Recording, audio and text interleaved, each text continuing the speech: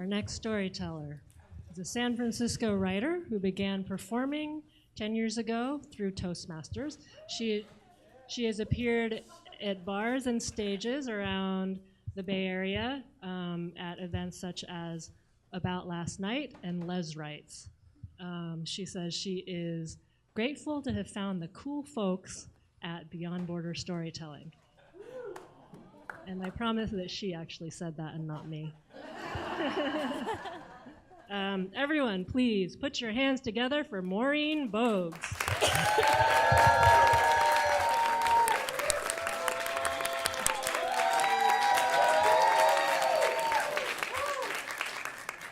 My whole life, I've been a writer, and I've worn many different hats.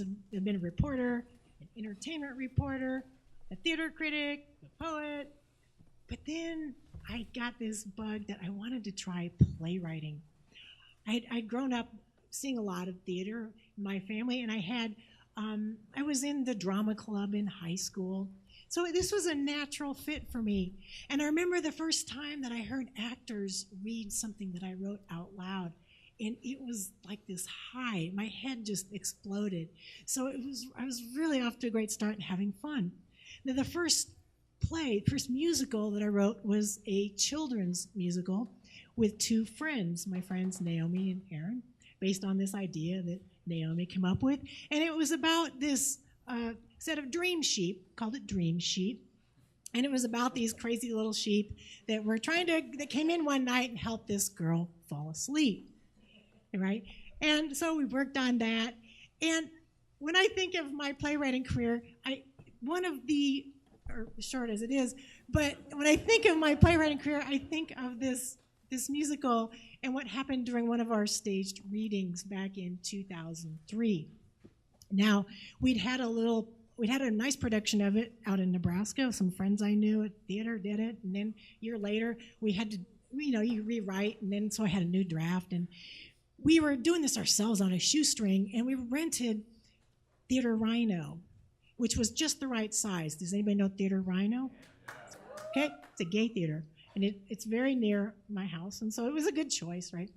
We had to, so the morning of the reading, they had no show going this night, but we had to go over there that morning and pay them and make sure everything was ready. And I walk up to the marquee, and I look up, and there's this totally raunchy play title on the marquee.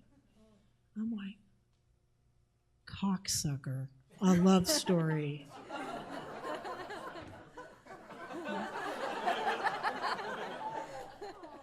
There are small children coming in a matter of hours. And then it gets even better in the lobby. There are posters everywhere. And it features it was a nice muscled, but it was a bare butt of this guy. And in front of him was another guy. And I'll just let you figure that out. But the posters were everywhere. I mean, like they were wallpaper down a hallway, and I thought, what are we gonna do? Like, I can't have children sing this. I'm a sex positive, but this is like no small children. And so 2 hours before the reading, we are over there with a stepladder and brown paper, and we're covering the marquee, and then we had to go cover all the posters. I had bed sheets. I had flannel bed sheets and tacks to cover up these wide swaths of posters. And then what happened? Some people came early.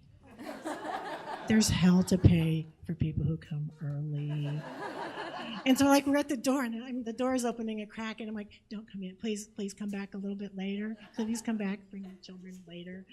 And then this woman in the lobby with her daughter, and all of a sudden, I realized there's this poster behind me, and I run over to it dramatically I think I had a script or something, and I'm literally holding it over the poster. I'm like, can you come back later? We're not ready. We're not ready yet.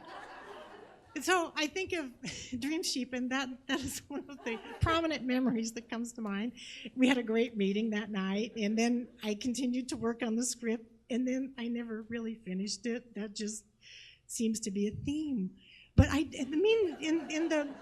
but I also in this time was writing short plays and in workshops. And then I decided to go back to grad school for playwriting because I wanted to be a serious playwright. Because in my mind, a serious playwright would get produced locally and maybe produced nationally. It could happen, right? Except it didn't. Because it turns out that in order to have a production, you actually have to finish the plays. And I seem to have a problem with that. And it caused me great anxiety. So I always had this sort of difficult relationship with playwriting. With one play that I was really pleased with, I did finish. It was a one act called Coming Out Blonde, and it was about two lesbians on an internet date. And 3 years ago, I went to a memorial for a friend of mine, Joe, who was a director, and he had directed a production of it. And in this memorial, there's all these actors and writers and directors, all these people I've known a long time. And memorials bring up a lot of feelings. Sadness is one of them, but I was also feeling really insecure and just kind of like a big failure because I hadn't done any theater for years. And then at one moment at the memorial, a friend of mine stands up to tell a story from our production of Coming Out Blonde about the night that they brought out the wigs, because they're blonde wigs, of course, in my play. And they were supposed to be fancy, sexy Marilyn Monroe wigs, but they looked kind of cheap. And Joe and she were prancing around. And there was no big punchline, but it was just this hilarious story about theater rehearsals and being silly. And in that moment, I just had this realization, oh my God, I am missing the point of doing theater. It's that. It's having fun. It's having a laugh. And maybe I knew that, but I'd forgotten. I'd forgotten, especially sitting there and brooding at this memorial.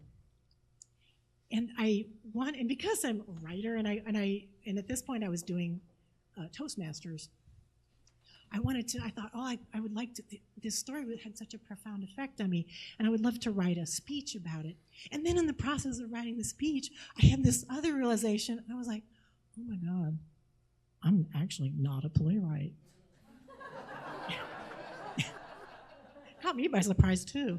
Because I was so attached to that identity. I was so attached to that identity.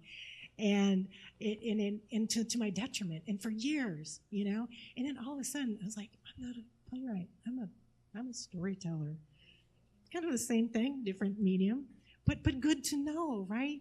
And in the process of writing and trying to put together my thoughts about what I learned and how I felt and how I would feel missing this friend of mine that died, I was thinking about how you get saved by creativity and how writing can really help you. And it helped me to sort of forgive myself and kind of let go of the failure that I felt around it.